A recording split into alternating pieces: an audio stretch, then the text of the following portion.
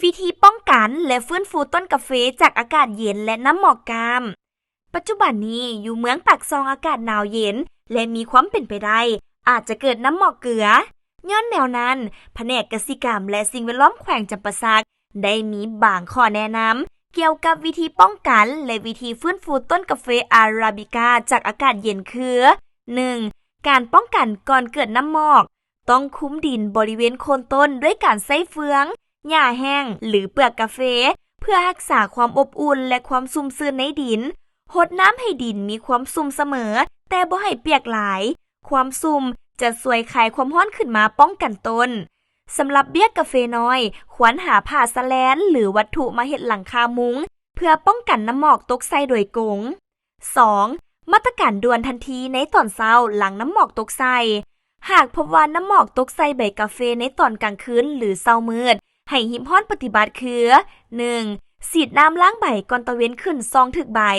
การใส่น้ำล้างเก็ดน้ำก้อนออกจะช่วยลดพรอาการใบไหม้หุนแห้งจากการที่แสงแดดเผาผ่านเก็ดน้ำก้อนและช่วยละลายน้ำหมอกอย่างช้าๆ 2. สร้างควันไฟเพื่อสร้างความอบอุ่นเพิ่มอุณหภูมิบริเวณสวนและโฮมควันปกคลุมสวนกาแฟช่วยกักเก็บความร้อนจากหน้าดินบ่ให้ระเหยขึ้นไว้เกินไปและป้องกันบ่ให้อุณหภูมิลดลงตามจนฮอดจุดแข็งตัว 3. วัตถุที่ใช้เน้นวัตถุที่ให้ควันหลายแต่ไฟบ่แรงมีแกบข้าวหรือแกบกาแฟเป็นวัตถุที่ดีที่สุดเพราะไม่ซ่าและให้ควันหลายถ้าบ่มีให้ใช้เฟืองหรือหญ้าแห้งผสมกับหญ้าสดหรือหญ้าเปียกจะช่วยให้เกิดควันสีขาวหนาแน่นแทนได้เช่นกันวิธีการจูด 1. ตำแหน่งให้จุดกองไฟอยู่ทางทิศเหนือล้มหรือต้นล้มของสวนเพื่อให้ลมพัดควันไฟลอยเข้าไปปกคลุมทั่วสวนกาแฟ 2. ระยะห่างควรจุดเป็นกล่องน้อยๆหลายๆจุดห่างกันประมาณ10-20 เมตรบ่ควรจุดกล่องใหญ่กล่องเดียว 3. เวลาเริ่มจุดในระยะที่อากาศเย็นที่สุดคือประมาณ 3 โมงเช้าหา 6 โมงเช้าจนกว่าตะเว้นจะขึ้นข้อควรระวังต้องเฝ้าระวังบ่ให้เกิดเปลวไฟลุกลามไปไหม้ต้นกาแฟหรือเศษใบไม้แห้งในสวน 3. การฟื้นฟูหลังถึกน้ำหมอกทำลาย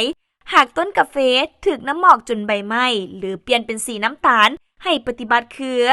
1. อย่าเฝ้าตัดงาทันทีให้รอท่าจนกว่าอากาศจะกลับมาอุ่นหรือหมดระยะหนาวการตัดแต่งไว้เกินไปอาจเจ็ดให้แผลที่ตัดถึกความเย็นทำลายซ้ำและลามเข้าไปลำต้น 2. สังเกตและตัดแต่งต้นกาแฟที่เสียหายเล็กน้อยใบไหม้บางส่วนปล่อยให้ใบหล่นเองบ่จำเป็นต้องตัด 3. ต้นกาแฟที่เสียหายปานกลางปลายยอดตายให้ตัดส่วนที่ตายออกโดยตัดลงหาส่วนที่ยังเขียวประมาณ 2-3 เซนติเมตร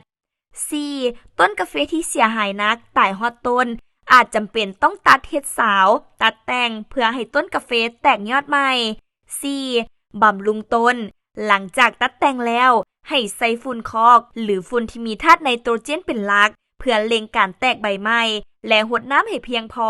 สำหรับส่วนที่มีเงื่อนไขใกล้แหล่งน้ำป้องกันพยาธิฉีดพ่นยากันเชื้อประเภทท้องแดงตามห้อยแผลและใบที่เสียหายเพื่อป้องกันพยาธิแทรกซ้อน